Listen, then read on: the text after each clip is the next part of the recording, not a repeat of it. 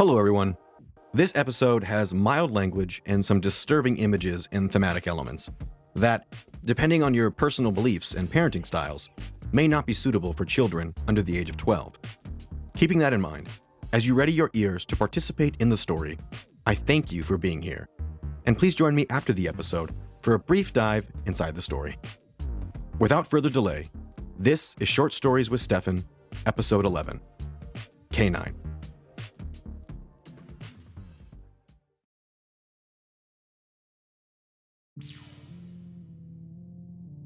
There was a pause in the conversation as Jimmy felt his pocket. Panic consumed his skin. His body became broken pavement as fresh weeds of chill sprouted through each crack. "Excuse me, I have to go." Thanking the banker for helping him sort out his loan, he stood up and with quick steps made for his car. Swinging the car door open, he ripped open the glove box, the middle, the overhead, the pockets in the back, under the seats. His thoughts echoed, "Please be in my car, please be in my car, please be in my car." But there was nothing. He began thinking through where he'd been up to this point. He remembered before going to the bank, stopping by the grocery store, and he thought perhaps when he unloaded the grocery bag at home, he'd left it there. He sped home and scoured the house looking for it.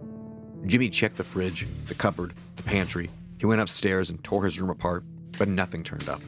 The grocery store, he thought. Must be at the grocery store. Wasting no time at all, he jumped back into his car and sped to the grocery store. He wiped his brow as sweat began to pool around each wrinkle. He took a deep breath and picked at his teeth. After parking, he jumped out. He nearly forgot his keys in the ignition and was thankful when the incessant beeping reminded him to grab them. The anxiety was building like clay around his heart.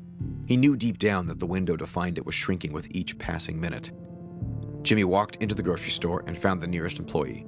"Excuse me, has anyone turned in a small brown box?" "I'm not sure, sir." "You would want to check with Lost and Found. Here, I'll take you there," she said, motioning for Jimmy to follow her. "Thank you." Trying to mask the sweat now regrouping in his mid-back, Jimmy followed. Together, they walked to the back of the store and through a pair of double doors. She went behind a door and came back with a clipboard and a piece of paper. After looking over it, she said, "I'm sorry, sir, but it doesn't appear that we have anything signed in that fits that description." Feeling his shoulders collapse under his disappointment, Jimmy pinched the rim of his nose and closed his eyes. "Think, damn it. Where could it be?" "Sir?" the employee interrupted. "Sometimes items are turned in up front, and it takes a bit longer for them to be logged in the back here. I could check up there for you if you'd like." Relief gripped him, but only for a moment. Only slightly. This was no guarantee, and he knew it. "Thank you. Yes, please. That would be fantastic," he said. Exiting the double doors, Jimmy's vision was becoming manic.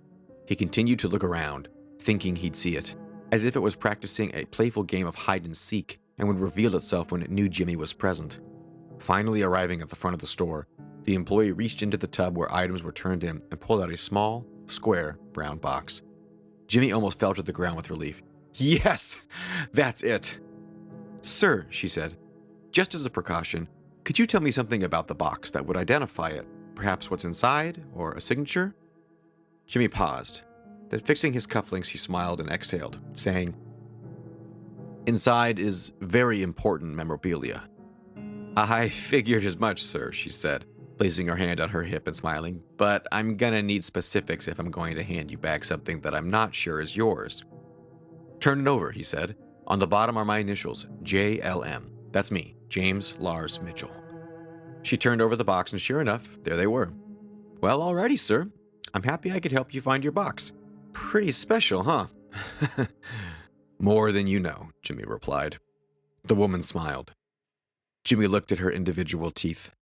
"Wow, you have an unparalleled smile." She smiled wider still. 4 days later, that store clerk, whose name was Amy Gildern, went missing. It took the police 2 weeks to find her body.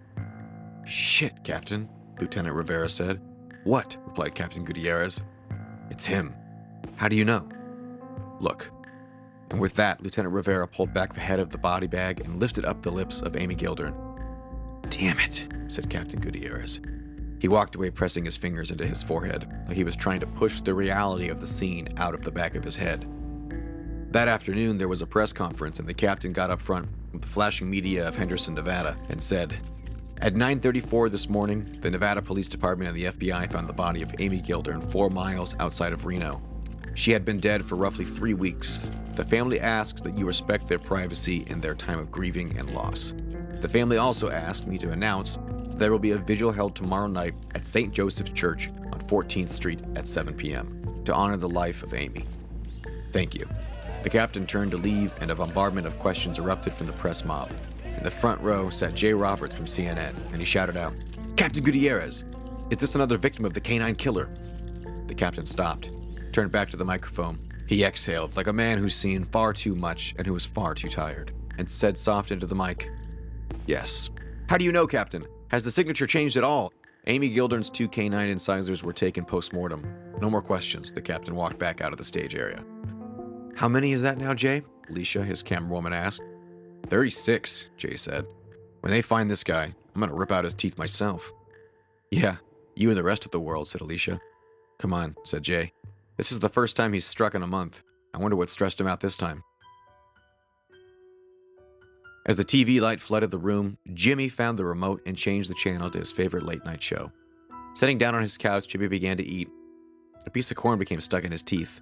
He grabbed a toothpick and maneuvered it out from in between the spaces. He sipped his water, pet his cat, and felt his left breast pocket. She, just like all the others, was safe and sound, right where she belonged, close to his heart.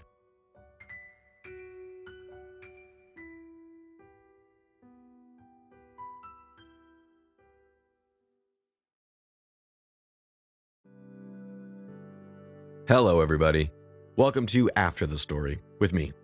This story gives me the heebie-jeebies. It gave me the heebie-jeebies to write it.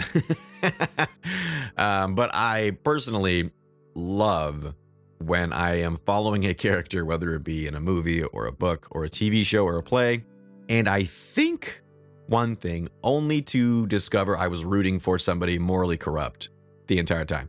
That's just me. I don't think everybody feels that way, obviously.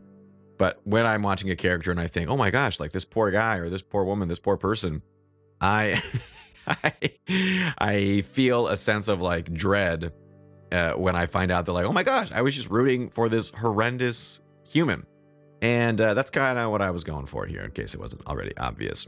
I think that when we feel the panic, that in this case, he would be a sociopath because he was worried and he did feel emotion. And it seemed that since he took the teeth post-mortem, that sadism was not the means. Thanks for the lecture, Stefan, on criminal psychology. You're welcome. But it is unique that we as a culture find these characters so compelling. It's interesting that we continue to make documentaries and movies and TV shows about these just abhorrent individuals who are so morally corrupt, have no redeeming qualities left. They are irredeemable, and yet we find them incredibly fascinating. And I don't know what that says about us as a culture, what that says about us individually. I think that it's always interesting to look into the darkness and not be pulled into it ourselves. So these characters kind of give us a free pass to peek into the darkest parts of our brain and then come out unscathed because it's not us. We were just watching what the characters were doing. Whether or not that's healthy, I'm not entirely sure. But it is interesting. And it's more interesting that the more abhorrent, the more just diabolical a character is, the more kind of interested the public becomes. And that's because fear is really powerful, but not just fear of the unknown. How the hell did this person become this way? Am I capable of being as absent-minded and inhuman as that person? I don't know. I think that those questions are what make those characters so interesting. When we read in the news that, oh, a serial killer's on the loose, or, oh my gosh, somebody just did like a quadruple homicide, you just think, what is going on? How could such a character exist in real life? And it is kind of jarring when these kind of horrendous characters on the page and on the screen become reality. And we get people like the Golden State Killer, Ted Bundy, I don't know, Son of Sam. There's so many. It's truly troubling. I mean, there's an entire subgenre dedicated to criminal psychology, whether it be Criminal Minds, Mindhunters. I don't think I would count the CSI series, though they are fun and silly to watch. I'm thinking of shows like Unbelievable, which that one I recommend very lightly. It's very, very, very heavy, and the topic of that show is rape. So trigger warning, if you do decide to watch that show, please be careful with yourself and your mental health. But all that to say, there is just this deep-seated fascination with these type of characters, and I find it interesting when we can feel empathy for even the most abhorrent people. I think that's what makes us beautiful as creatures, as mammals, as our species. We are able to look at somebody and let our mirror neurons bring us into life with them and feel the compassion that pulses through us, but maybe not necessarily them. And that's an odd feeling when compassion is not only not reciprocated, but just not even on the radar with some of these individuals. Not all of these individuals are psychopaths that feel absolutely nothing. Like I said, this character in this story is technically a sociopath, but either way, it is disturbing. And for whatever reason, whether it be boredom, fascination, or fear, the disturbing continues to fascinate us, and it will always be a mirror back to our culture, what type of disturbances we are perpetrating, what type of disturbances, what type of disturbing images we are disseminating throughout our communities and throughout our culture. I personally right now feel like horror is at a really great spot as a genre. There's a lot of really good horrific movies that are coming out that are very smart, that are very fun, that can make you feel fear in a creative way. And I personally enjoy that. I know not everybody walks into the movie theaters excited to be scared, but fear is a real reflection of where you are at, and what you are afraid of is a true testament of kind of what your values are and where you're going. So for example, a slasher might be scary to one person, but be hilarious to another. Why? Because their values are different. And if their values are different, then their perspective on the fear that they just experienced is going to be different. That same person who thought the slasher was hilarious might never go see a supernatural horror movie because of their faith and their religion. They don't want to mess with that. And that's the beauty of the spectrum of the disturbing, is that it is as multifaceted as we are. All that to say, again, thank you so much for joining me after the show. And thank you so much for joining me on Short Stories with Stefan. And I'll see you next time. Bye-bye.